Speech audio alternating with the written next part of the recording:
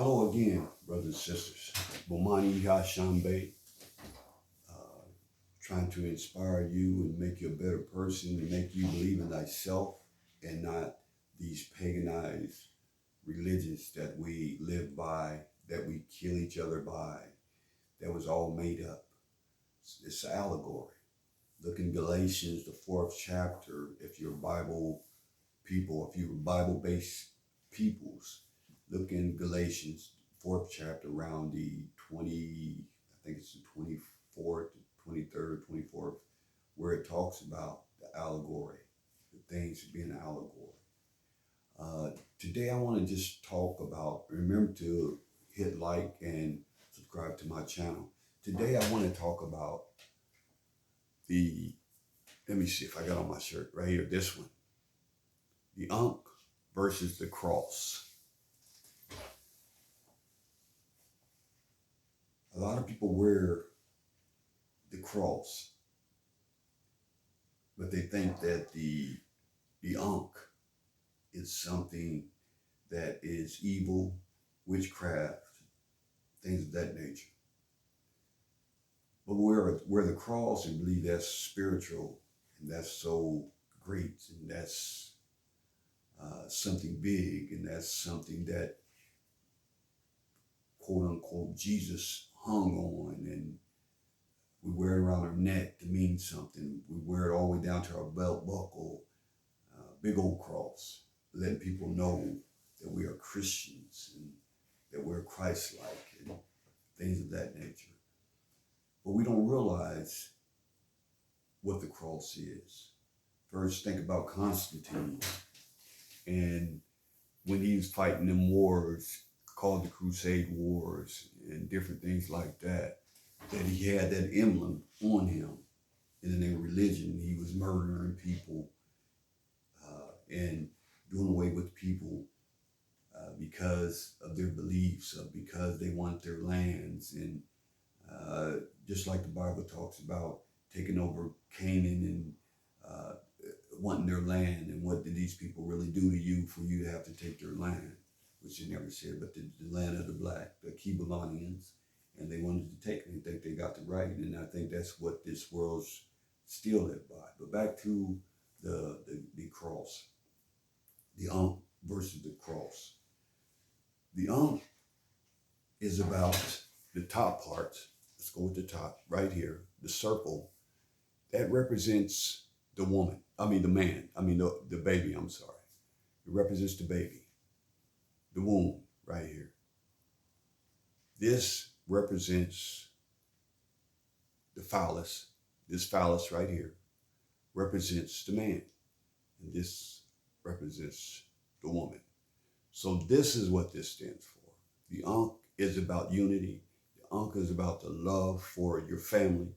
The ankh is about the spiritual love that you should have for one another as a human being.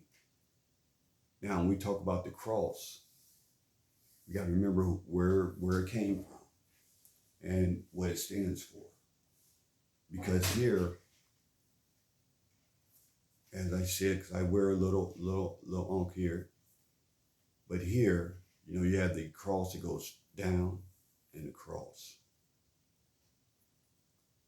And the phallus of the cross,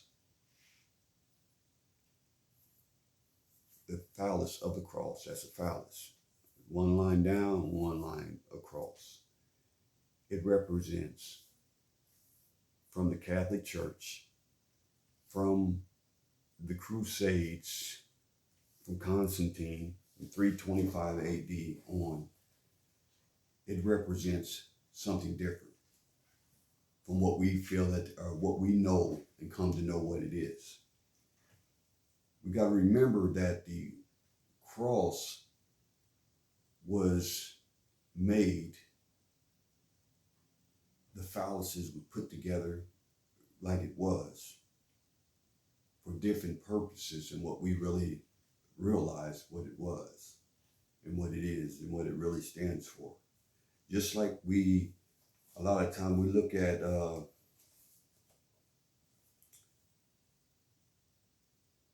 the Greek way of thinking. And that's what we live by a lot of times. We live by the Greek way of thinking, of the knowledge of how they did things. We still live by that in our courtrooms, and the cross is part of that as well.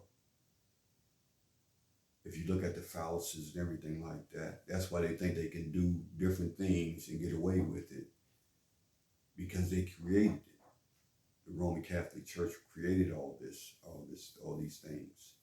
They was put in place to control and to be able to get away with different things, and to be able to just go to God and say, well, I'm sorry for maybe rape, or I'm sorry for murder, or I'm sorry for this and that.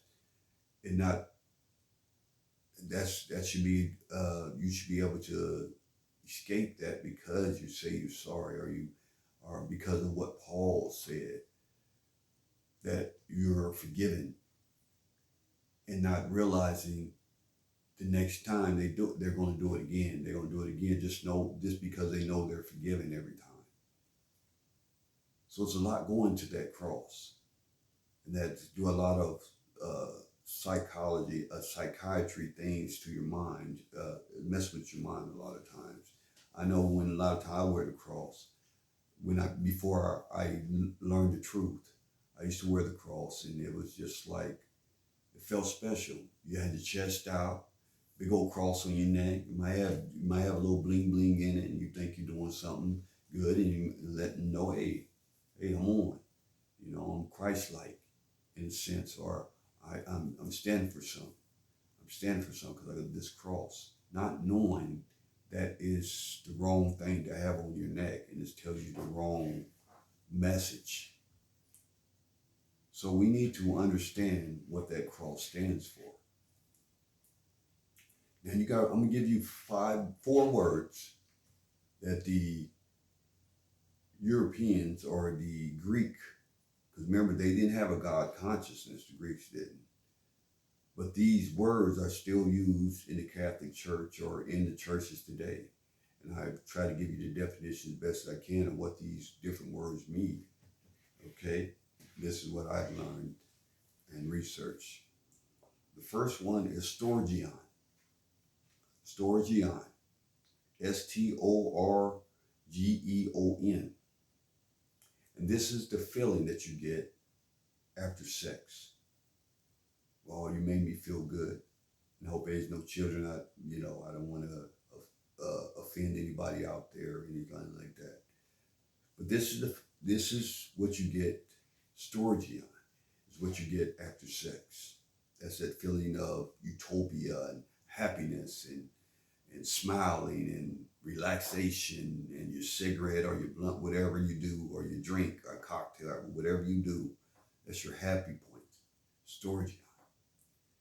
And then you got Eros. I think it's spelled Eros. And this means I love the way you make me feel. Just like my wife.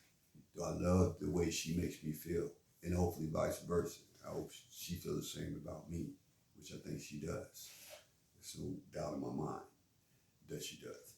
But this is what that word means. Eros. The way that you make me feel. And then you have phileo. This is where we go wrong. That we look at Philadelphia, and we think of the brotherly love, the city of brotherly love. But you don't realize that's a man with another man, the kind of love, because you got to remember, the Greek had no God consciousness. So this is what these words were meaning. Phileo, a love between two men. Then you have agape. Now, we might be a little bit more familiar with the agape, because a lot of times these churches, you can find a church, African churches, that have agape church, or you'll know this word more than you know probably the other ones. And this stands for, this is the highest form of love, but it's the highest form between two men, homosexuality. So What I'm trying to say, brothers and sisters, is that cross that you wear on your neck, take it off. Take it off and do your research about it and what it stands for. And get away from this way of thinking, or the way that they have in us thinking, the way that we have to feel about ourselves. And learn and seek yourself out to be who you need to be the blessing you need to be the person that you need to be. But it's going to take you making that transition. Get away from this agape way of loving, or this phileo way of thinking, because we don't know the origins of these words, and we just take it and run with it, and we stick with it. We don't know the origin of the cross. We just take it and run with it, just because it's been handed down from generations and generations. But you have the power to change these things about you. You have the power to overcome. You have the power to do the right things in your life and change the compass. I posted something the other day when I first did my first YouTube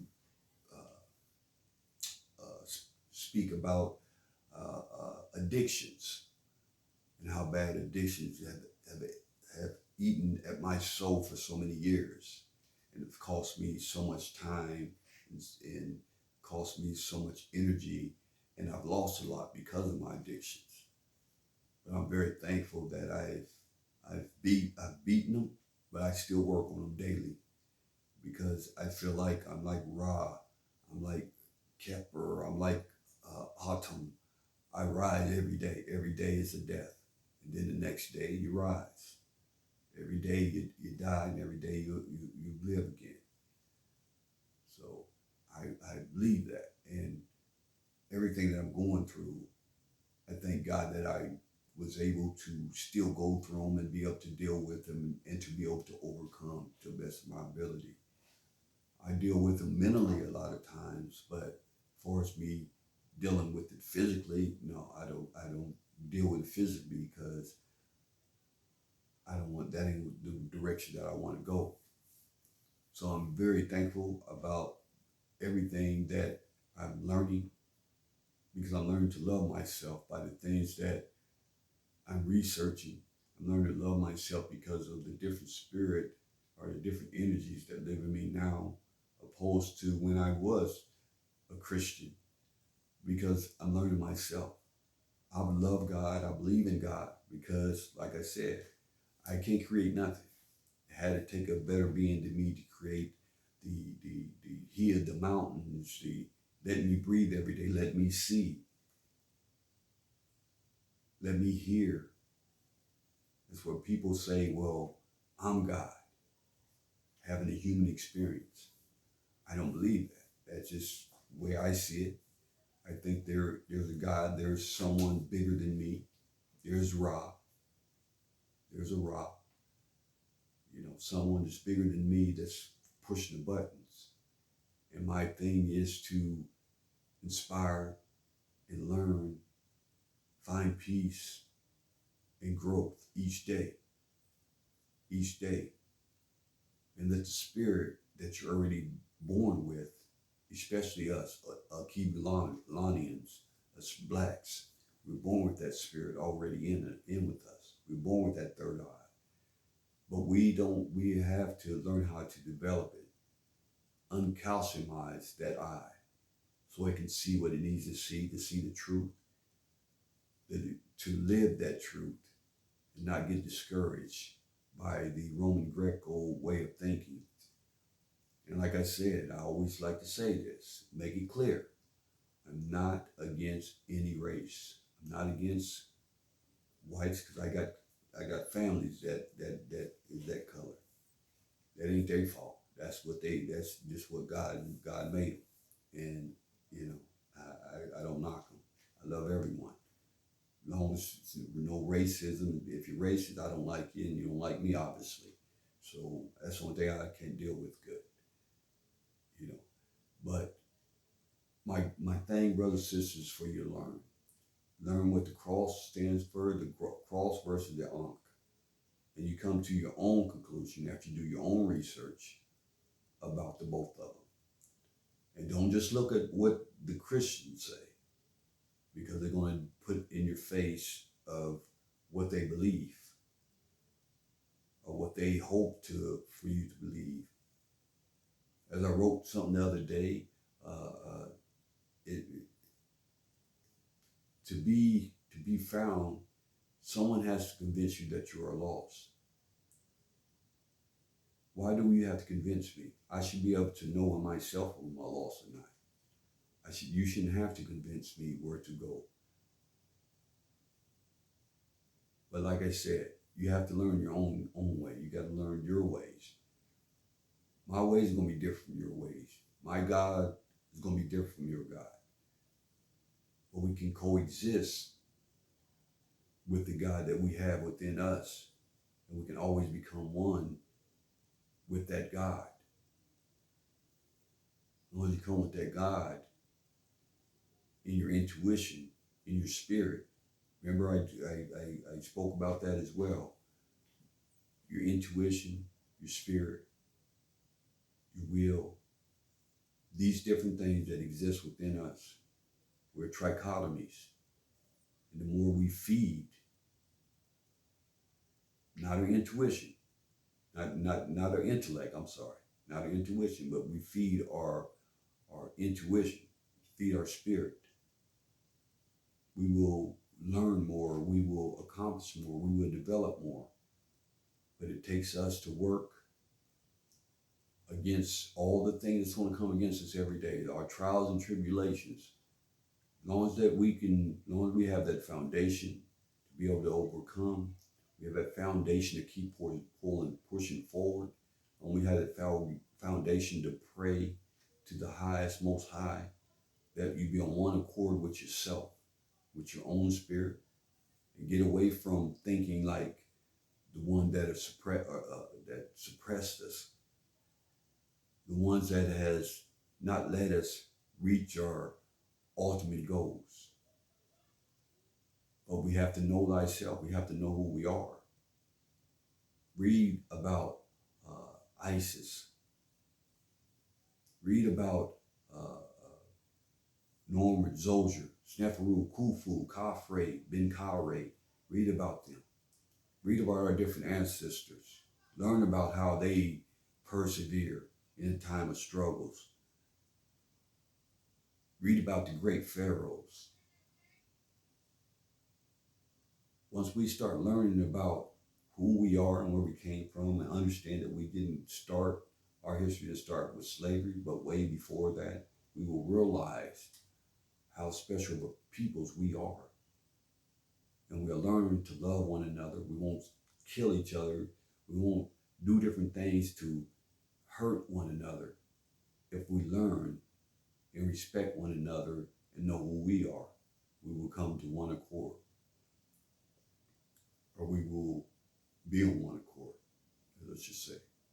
But I'm very thankful for the opportunity to come before you. I'm very thankful for this opportunity to show you that I do love you, and I hope the best for you, my brothers and sisters. My name is Bomani Ihas. Ihas means I would never be jealous of another human being. I would never throw no shade on another human being. That's why I picked that. Bomani just means warrior. So I'm a warrior that never is going to be shady towards another human being. Always show my respect to you. Unless you're racist. Unless you don't want me to be your respect. I'm still going to respect you. I just don't have to deal with you. That's just life. You ain't going to make everybody happy. And if you don't have any enemies, then something's wrong anyway. It's always going to be someone there to make you stronger. So I'm very thankful for this opportunity, brothers and sisters. Remember to like and subscribe to my channel. This is Bomani Hiya Shambe Inspirations. Love you. Take care. Have a good week. God bless.